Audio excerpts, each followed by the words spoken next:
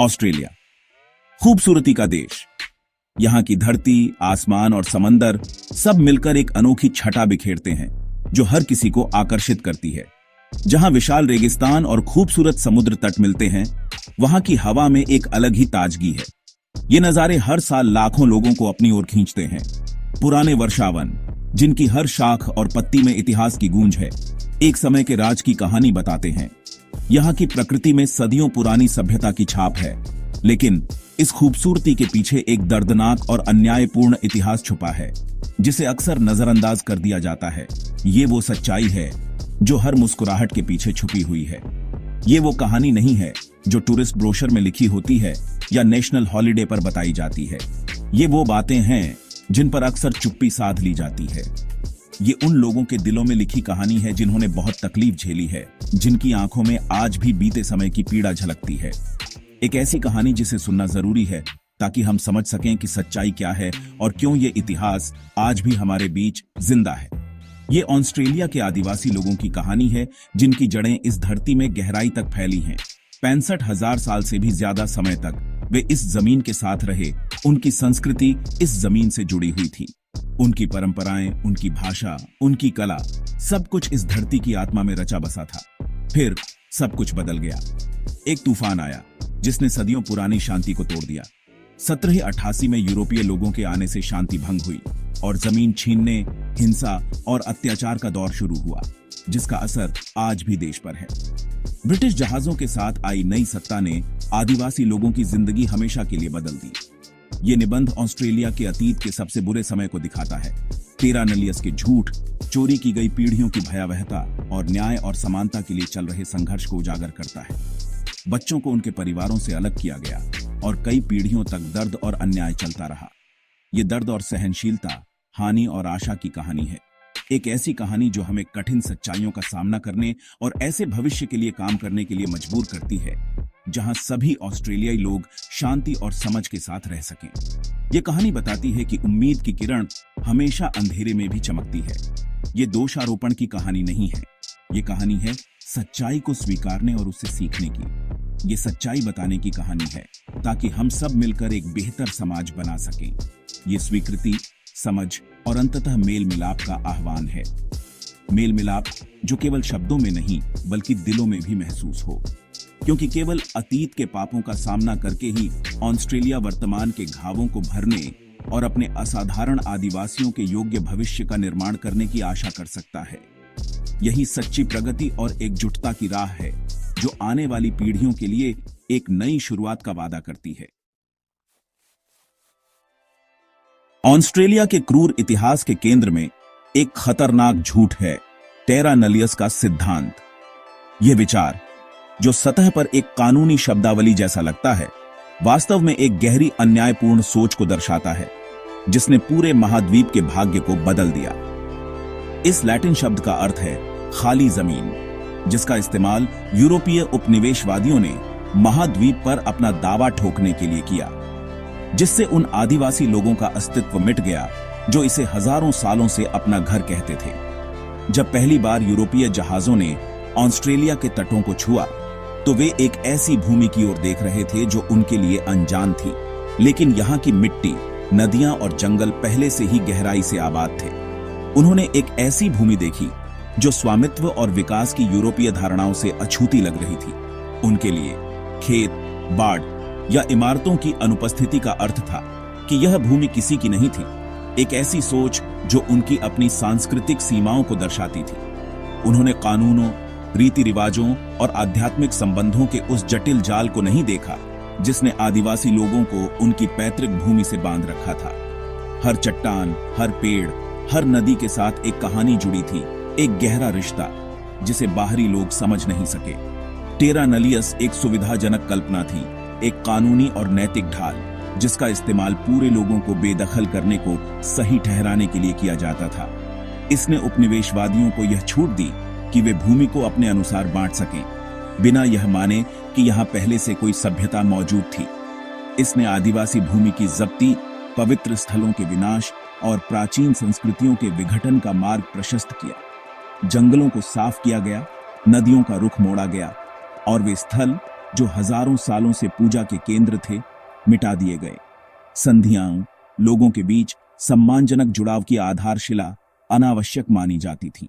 उपनिवेशवादियों ने बातचीत या समझौते की जगह एकतरफा फैसले लिए, जिससे आदिवासी आवाजें पूरी तरह अनसुनी रह गईं। आदिवासी संप्रभुता के अस्तित्व को ही नकार दिया गया। उनकी सरकारें, उनके कानून और उनकी पहचान को मान्यता नहीं दी गई, जिससे वे अपने ही देश में पराये बन गए। टेरा नलियस का प्रभाव पीढ़ियों तक गूंजता रहा। यह केवल अतीत की बात नहीं है, इसकी गूंज आज भी महसूस की जाती है। जब परिवार अपनी जड़ों से कटे हुए महसूस करते हैं और सांस्कृतिक विरासत को फिर से जोड़ने की कोशिश करते हैं। इसने आदिवासी लोगों को उनकी भूमि, उनकी आजीविका और उनकी पहचान छीन ली। कई समुदायों को जबरन हटाया गया और उनकी पारंपरिक जीवन शैली को नष्ट कर दिया गया, जिससे सामाजिक और मानसिक आघात की एक लंबी लहर चली। इसने एक शक्ति असंतुलन पैदा किया, जो आज भी स्वदेशी और गैर स्वदेशी ऑस्ट्रेलियाई लोगों के बीच संबंधों को आकार देता है। यह असमानता शिक्षा, स्वास्थ्य और आर्थिक अवसरों में भी साफ दिखाई देती है और सामाजिक न्याय की दिशा में एक बड़ी चुनौती बनी हुई है। 1992 के ऐतिहासिक माबो फैसले में टेरा नलियस का उलटफेर ऑस्ट्रेलियाई इतिहास में एक महत्वपूर्ण क्षण था।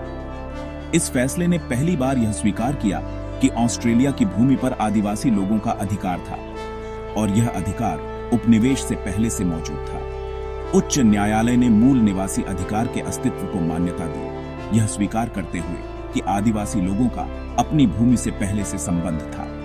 यह फैसला न केवल कानूनी बल्कि नैतिक रूप से भी एक बड़ा मोड़ था, जिसने देश को अपनी ऐतिहासिक गलतियों का सामना करने के लिए मजबूर किया। हालांकि यह कानूनी जीत न्याय की दिशा में एक महत्वपूर्ण कदम थी, लेकिन टेरा नलियस की विरासत एक लंबी छाया डालती है, जो औपनिवेशिक बेदखली के स्थायी प्रभाव की एक कठोर याद दिलाती है। आज भी सच्ची सुलह और न्याय की राह में कई बाधाएं बाकी हैं, और यह इतिहास हमें याद दिलाता है कि हीलिंग और बदलाव के लिए ईमानदारी से सामना करना जरूरी है। 1835 में बेदखली के अंधेरे से आशा की एक किरण उभरी। तस्मानिया के एक चरवाहे जॉन बैटमैन ने कुलिन राष्ट्र के साथ एक संधि पर बातचीत की, जो वर्तमान मेलबर्न के आसपास की भूमि के पारंपरिक मालिक थे। संधि, हालांकि कई इतिहासकारों की नजर में त्रुटिपूर्ण थी, आदिवासी भूमि अधिकारों की एक दुर्लभ स्वीकृति का प्रतिनिधित्व करती थी। बैटमैन ने कंबल, औजार और अन्य सामानों के बदले में एक विशाल भूभाग हासिल कर लिया, यह मानते हुए कि उसने एक उचित सौदा किया है। हालांकि बैटमैन की संधि से जगी आशा अल्पकालिक होगी। न्यू साउथ वेल्स में औपनिवेशिक सरकार ने अपनी विस्तारवादी महत्वाकांक्षाओं से प्रेरित होकर संधि को अमान्य घोषित कर दिया। उन्होंने आदिवासी संप्रभुता या संधियों पर बातचीत करने के उनके अधिकार को मान्यता देने से इनकार कर दिया। उनका तर्क था कि भूमि क्राउन की है। बैटमैन की संधि का निरस्तीकरण महाकाव्य अनुपात का विश्वासघात था। इसने शांतिपूर्ण सह अस्तित्व के किसी भी बहाने को चकनाचूर कर दिया और दशकों की हिंसा और जबरन निष्कासन का मंच तैयार किया। संदेश स्पष्ट था, आदिवासी लोगों की कोई कानूनी स्थिति नहीं थी, अपने भाग्य पर बातचीत करने की कोई शक्ति नहीं थी, भूमि उनके लेने के लिए थी। विश्वासघात का यह कृत्य स्वदेशी और गैर स्वदेशी ऑस्ट्रेलियाई लोगों के बीच संबंधों को परेशान करता रहता है, जो विश्वास की नाजुकता और टूटे वादों के विनाशकारी परिणामों की एक कठोर याद दिलाता है। जैसे जैसे 19वीं सदी आगे बढ़ी, आदिवासी लोगों पर की जाने वाली हिंसा ने एक नया और कपटी रूप ले लिया, आत्मसात। अब यह केवल शारीरिक हिंसा या भूमि छीनने तक सीमित नहीं रहा, बल्कि यह एक गहरे स्तर पर उनकी आत्मा और पहचान को मिटाने की कोशिश में बदल गया। उपनिवेशवादियों ने महसूस किया कि अगर वे आदिवासी लोगों की संस्कृति, भाषा और परंपराओं को खत्म कर दें, तो वे उन्हें पूरी तरह से नियंत्रित कर सकते हैं। 1950 के दशक में औपचारिक रूप से अपनाई गई इस नीति का उद्देश्य आदिवासी लोगों को श्वेत ऑस्ट्रेलियाई समाज में समाहित करना था, जिससे उनकी सांस्कृतिक पहचान प्रभावी रूप से मिट गई। सरकार ने इसे आधुनिकता और प्रगति के नाम पर सही ठहराया, लेकिन असल में यह एक गहरी सांस्कृतिक क्षति थी, जिसमें आदिवासी लोगों की जड़ों को काटने की कोशिश की गई। आत्मसात के लिए सबसे अधिक संवेदनशील माने जाने वाले बच्चे इस गुमराह और अंततः विनाशकारी नीति का प्राथमिक लक्ष्य बन गए। बच्चों को नया जीवन देने के नाम पर उन्हें उनके परिवारों से अलग कर दिया गया ताकि वे अपनी संस्कृति और विरासत को भूल जाएं। आत्मसात सांस्कृतिक नरसंहार के अनगिनत कृत्यों में प्रकट हुआ। यह केवल एक नीति नहीं थी, बल्कि एक ऐसी प्रक्रिया थी जिसमें पूरे समुदायों को तोड़ दिया गया, परिवारों को बिखेर दिया गया और पीढ़ियों की यादों को मिटा दिया गया। आदिवासी बच्चों को उनके परिवारों और समुदायों से जबरन हटा दिया गया, मिशनों, रिजर्व और गोरे पालक घरों में रखा गया। इन बच्चों को अपने माता पिता, भाई बहनों और अपने गांवों से दूर कर दिया गया, जिससे वे पूरी तरह से अकेले और असहाय महसूस करने लगे। उन्हें अपनी भाषा बोलने, अपनी परंपराओं का पालन करने या अपनी आदिवासी विरासत को स्वीकार करने से मना किया गया था।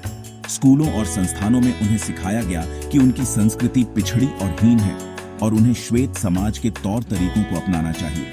उद्देश्य स्पष्ट था, आदिवासीपन को खत्म करना, उनकी सांस्कृतिक जड़ों से रहित पीढ़ी का निर्माण करना और प्रमुख श्वेत समाज में आत्मसात करना। यह एक ऐसी पीढ़ी तैयार करने की कोशिश थी जो अपनी असली पहचान से कट चुकी हो। आत्मसात के परिणाम विनाशकारी थे। परिवारों को हमेशा के लिए तोड़ दिया गया, बच्चों और माता पिता के बीच का रिश्ता छिन गया और समुदायों में गहरा शोक और खालीपन भर गया। बच्चों को उनके परिवारों के प्यार भरे आलिंगन से छीन लिया गया, उनकी भाषाएं खामोश कर दी गईं, उनकी परंपराएं टूट गईं। वे अपनेपन की तलाश में भटकते रहे, लेकिन उन्हें कभी वह अपनापन नहीं मिला जो उनका जन्मसिद्ध अधिकार था। वे अपनी संस्कृति से अलग थलग पले बढ़े, उनका अपनेपन का भाव चकनाचूर हो गया, उनकी पहचान खंडित हो गई। यह अलगाव केवल बचपन तक सीमित नहीं रहा, बल्कि पूरी जिंदगी उनके साथ रहा। इस जबरन अलगाव का आघात पीढ़ियों तक गूंजता रहा, जो सामाजिक शिथिलता, मानसिक स्वास्थ्य समस्याओं और गहरे नुकसान की भावना से प्रकट होता है। आज भी कई परिवार अपने खोए हुए बच्चों और टूटे हुए संबंधों का शोक मना रहे हैं। आत्मसात नीति एक दुखद गलत अनुमान थी, सांस्कृतिक विविधता की कीमत पर एक सजातीय राष्ट्रीय पहचान थोपने का एक गुमराह करने वाला प्रयास। यह नीति न केवल असफल रही, बल्कि उसने गहरे घाव भी छोड़े, जिन्हें भरने में पीढ़ियां लग गईं। यह ऑस्ट्रेलियाई इतिहास में एक शर्मनाक अध्याय का प्रतिनिधित्व करता है, सांस्कृतिक अहंकार के खतरों और जबरन आत्मसात की स्थायी विरासत की एक कठोर याद दिलाता है। आज भी स्टोलन जनरेशन की यादें और उनके अनुभव हमें चेतावनी देते हैं कि किसी भी समाज की असली ताकत उसकी विविधता और सांस्कृतिक जड़ों में ही निहित होती है।